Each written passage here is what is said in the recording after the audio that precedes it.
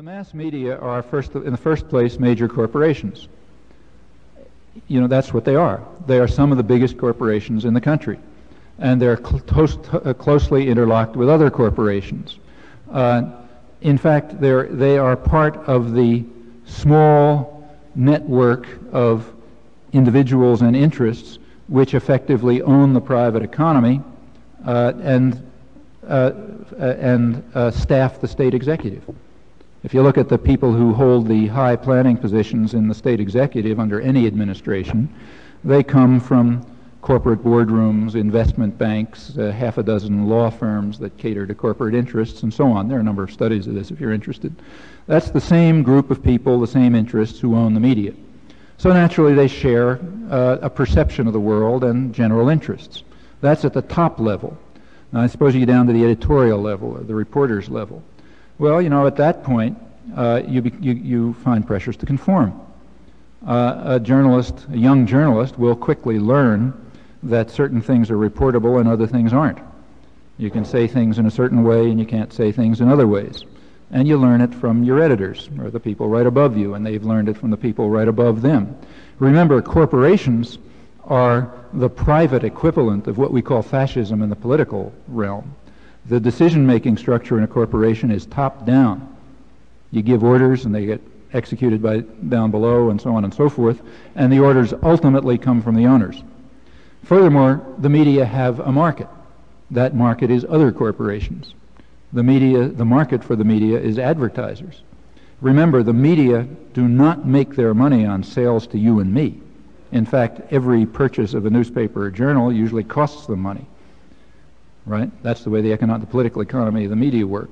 Their market is advertisers, which imposes yet another constraint. They want to maintain a relationship to the state, which is their friends. You know, there's a kind of interpenetration up and back. In fact, even the individuals flow up and back. You know, Bernard Kalb, Leslie Gelb, et cetera, of course they flow up and back because they represent the same interests. There's a constant flow between corporate boardrooms, state managers, media executives and top-level media people, university elites who play the game by the rules, and so on. They all belong to the same privileged elite. They all benefit the same way. They perceive the world the same way. If any of them get out of line, they're excluded. And that can happen even at a very high level. So, for example, a couple of years ago, the top editorial staff of the New York Times was essentially thrown out, John Oakes and others, because they were beginning to deviate a little bit. And if you look at the mechanisms, it's very clear. A couple of years, I think it was about the mid-'70s, there began to be reports in the business press, the Wall Street Journal, the Business Week,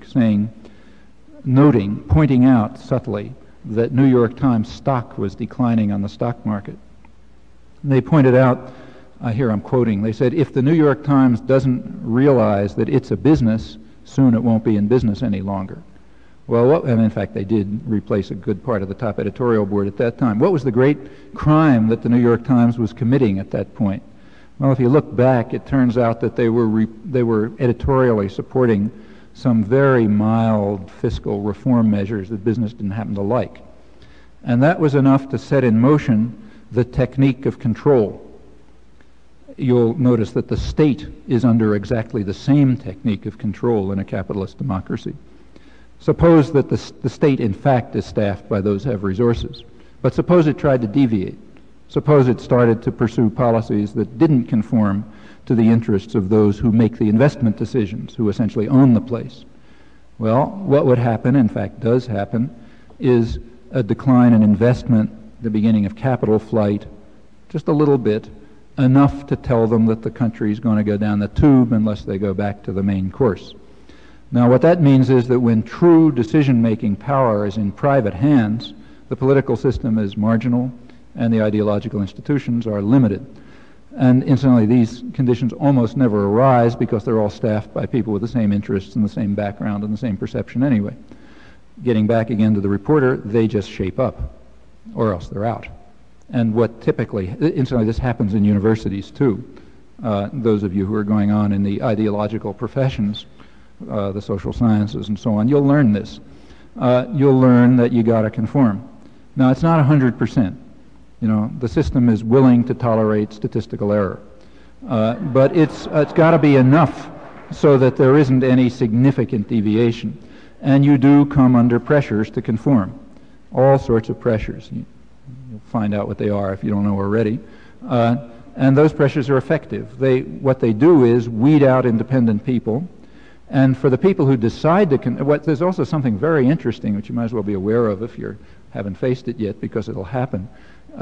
What happens is that if you decide, well, I'll conform a little, you know, I'll do what they say, but I'll keep my independence of mind.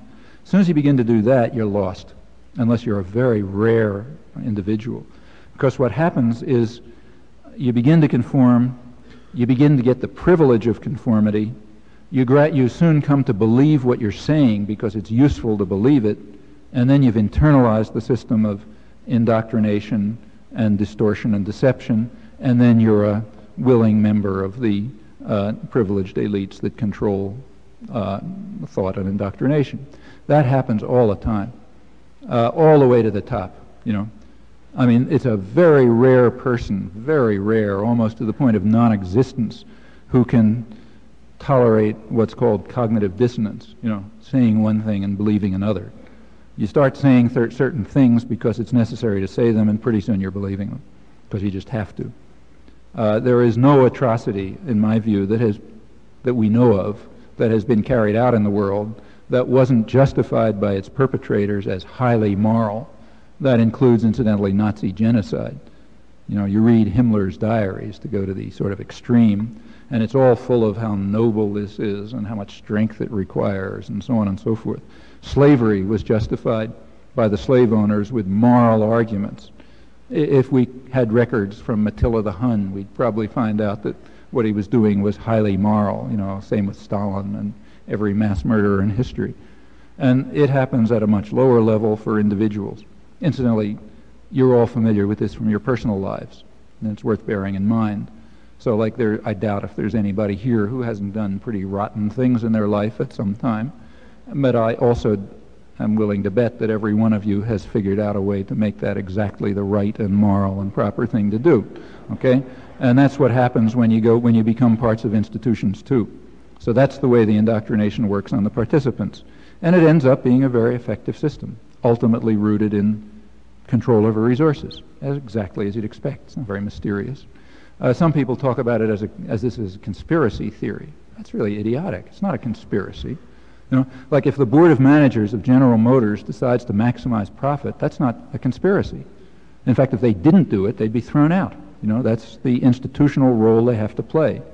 And the ideological institutions also have a role that they have to play within a nexus of institutions, and if they don't play that role, or if individuals within them don't play that role, they'll be replaced by others who do, because these are institutional facts like the arms race.